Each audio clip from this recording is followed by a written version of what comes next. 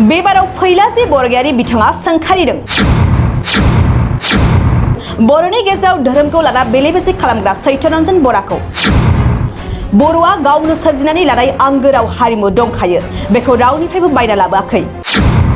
जोंनि हारिमु गाननाय जोमनाय दामनाय देनायखौ लानानै जों बर' हारिनि सिनायथिखौ होनो हायो बर'आ जायखि जायगायाव थाया मानो दखना गामसा गाननानै आर'नाइ लानानै खाम सिफुं सेरजाखौ दामगोन बेवहाय सोरबाया हेंथा होनो जेबो मोन्थाय गैया तरनजन बराया जोंनि बर'नि सायाव सोर खाम दामनांगौ सोर सिफुं सुनांगौ सोर मा खालामनांगौ बेखौ बुंनांगौनि जेबो मोन्थाय गैया तरनजन बराया बेफोरबायदि बाथ्रा बुंनानै बर'फोरनि गेजेराव गावस्रालायनायसो सोमजिहोनो नागिरदों तरनजन बराया बर'नि सायाव धोरोमखौ लानानै बाथ्रा बुंनो जेबो मोन्थाय गैया बेबाराव तरनजन बरानि बिबुंथिनि सायाव गोख्रों फिनजाथाय होदों बर' सावथुन मुलुगनि फेस्ला फावखुंगुर जोंस्रां ब्रह्मआ जोंहा बर'फ्रा गावहानो निजा भाषा दङ राव दङ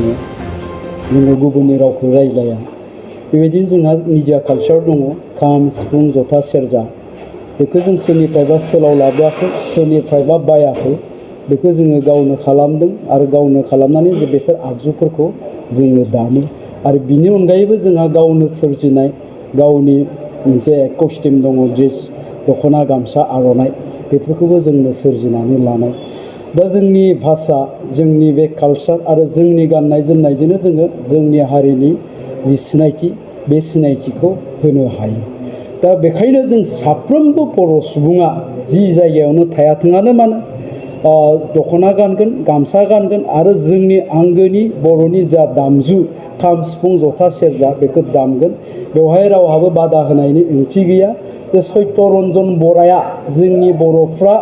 सोर सोर खामखौ दामनांगौ सिफुंखौ दामनांगौ सेरजाखौ दामनांगौ बिनि सायाव बुंनायनि जेबो बिहा जेबो मोन्थाय गैया अधिकार गैया दिनै बिथाङा बे बुंनायनि आन्दोआव आं नैबेखौसो सानो जे बिथाङा दिनै बर'फोरनि गेजेरावहाय मोनसे गावस्रानाय लाबोनो नागिरदों बेले बेजे सोमजिहोनो नागिरदों दिनै जोंनि बर'फोरनि गेजेराव धोरोमखौ लानानैबो जोंहा बेले बेजे गैया जोङो धोरोमनि खोथा बुङोब्ला दिनै जों बर'फ्रा आं बुंगोन जे आङो सासे बाथौ धोरोमनि मानसि नंगौ आंनिया टाइटेला ब्रह्म आं दिनै खुला खुलि बुंगोन आं जाबाय सासे बाथौ धोरोमनि मानसि बाथौ सिबियारि मानसि जोंनि न'खराव जोङो बाथौखौनो फालियो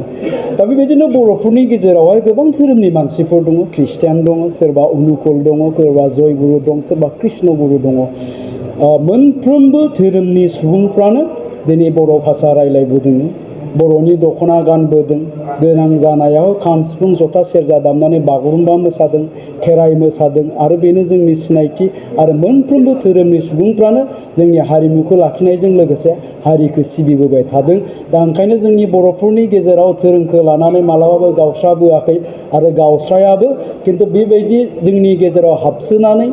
तरनजन बरा बायदिया जिखिनि खोथा बुंदों बे जाबाय बर'फोरखौ गावस्रा होनायनि आरो बर'फोरनि गेजेराव बेले बेजे खालामनायनि मोनसे खैसारिसो जे तरनजन बराया जोंनि बर'फोरनि गेजेराव हाबनानै बे खोथाखौ बुंनायनि मोन्थाय गैया एक्टिभिटिस खालामबोबाय दङ जिखिनि एक्टिभिटिस मावबोबाय दङ आं बेखायनो मोनसे खोथाखौसो बुंनो नागिरदों एकेते तरनजনৰ আগত ও আখৰটো মানে এড কৰিব লাগে तरनजনৰ জাগাত ও আখৰটো দি तरनजन কৰিব লাগে एकेते आज दिन जी एक्टिभिटिस करी आसे आरो एसटिनि मोन्थायखौ सोर मोनो मोना बेखौ बुंनायनि सिगां आं बिथांखौ बुंगोन एसटिनि सायाव जुदि बिथाङा एसेबां अननाय दङब्ला एसेबां जुदि मोजां मोननाय दङब्ला आसामाव ट्राइबेल बेल एन्ड ब्लकआव जेसेबांखिनि नन ट्राइबेलफोरा बे दखल खालामनानै दोनदोङो बिथाङा बेखौ मुक्त खालामग्रो अब्लासो जों बिथांखौ बुंगोन बिथाङा ट्राइबेलनि सायाव अननाय दङ गतिके बिथाङा दिनैनि दिनाव बेखौ बुंनो थाङाबालासिनो जोंनि सोरबा बर' ख्रिस्टाना एसटि मोननाय मोनैनि जि खोथा बुंदों बे ओंथि गैया आरो बिनि थाखाय आङो गोख्रों रावजों सोंखारिगोन आरो बेबायदि बुंनायनिफ्राय जाहाथे बिथाङा जानगाराव थायो आं बेखौबो बिथांखौ खावलायनाय जागोन गतिके बेनो तरनजन আপুনি যদি আমাৰ এসটিক যদি ইমানে ভাল পায় যদি ইমানে মৰম কৰে তেতিয়াহ'লে অসমৰ যিখিনি নন ট্ৰাইবেল সকলে ট্ৰাইবেল বেল এণ্ড ব্লকত বেদখল কৰি আছে এই মাটিবোৰ আমাক মুক্ত কৰি দিয়ক মই আপোনাক সেইটোকে অনুৰোধ জনাইছোঁ नोंथाङा सरखारि साख्रि नागिरदोंना नोंथांनि थाखाय मोनसे गोजोनथाव खौरां नोंथांनि थाखाय दं एडुकेट पॉइंट जेराव नोंथाङा सोलोंथाइ लानायनि गेजेरजों सरकारि साख्रिनि गुबुन गुबुन रोखोमनि गोब्राब आनजादफोरखौ उथ्रिसारनो हागोन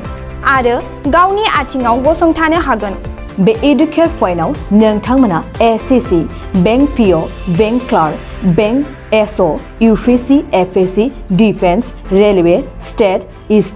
इन्सुरेन्स, एएअ, एडिअ, एसिस्टेन्टजों लोगोसे स्टेट लेभेल जब आरो माखासे सरकारि साख्रिनि आनजादाव गोनांथि जानाय आयदाफोराव सोलोंथाइ लानो हागोन। मख'नो गोनांदि बे सोलोंसालियाव साख्रिनिल' नङा, बेयाव एमबिए आरो सैनिक स्कुल बायदियाव एडमिशननि थाखाय एन्ट्रेन्स होनो थाखायबो सोलोंथाइ लानो हागोन। बे सोलोंसालियाव गाहाम थाखो खथानि सुबिदा दं आरो सम मथे नोंथांनि सोलोंथाइखौ बे सोलोंसालियाव होनाय जागोन। बेखौबो मिथिनांगोन दि बे एडुकेयर पइन्टआव सोलोंथाइ लानानै बावैसो 2021-22 इं मायथाइनि एसएससि जिडिनि आनजादाव गासै 11 सा सोलोंसाफोरा उथ्रिसारनो हादों। बारा नङा, गासै 15,000 रांजोंनो नोंथाङा बे सोलोंसालियाव 6 दानसिम सोलोंथाइखौ लानो हागोन। बे सोलोंसालिया क'क्राझार, बरपेटा रड, गवालपारा आरो बङाइगावआवबो दं। क'क्राझाराव सोलोंथाइ लानो गोसो गुदुं जानाय सुबुंफोरा 70020261333 9101 536360 70020261333 9101536360